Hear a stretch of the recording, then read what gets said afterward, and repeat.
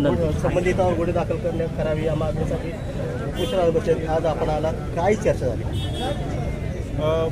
मालवणमधील दुर्घटनेबाबत शिवराज्याभिषेक सोहळा समिती जी आपल्या धाराशिवमध्ये कार्यरत आहे त्यांचं या अगोदरचं कार्य देखील खूप उल्लेखनीय आहे।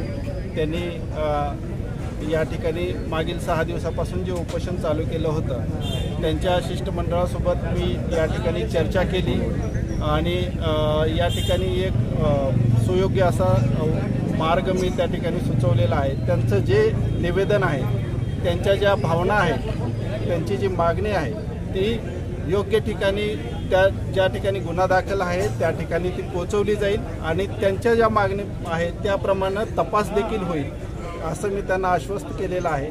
आणि माझ्या आश्वासनाला त्यांनी या ठिकाणी सकारात्मक प्रतिसाद देऊन या ठिकाणी उपोषण मागे घेतलं, त्याच्याबद्दल मी त्यांचे धन्यवाद प्रशासनातर्फे व्यक्त करतो। थँक्यू। महाराष्ट्रातील ताज्या बातम्या पाहण्यासाठी आमच्या YouTube चॅनेलला सबस्क्राईब करा। इंस्टाग्राम आणि फेसबुकवर हा व्हिडिओ पाहत असाल तर फॉलो करायला विसरू नका। धन्यवाद।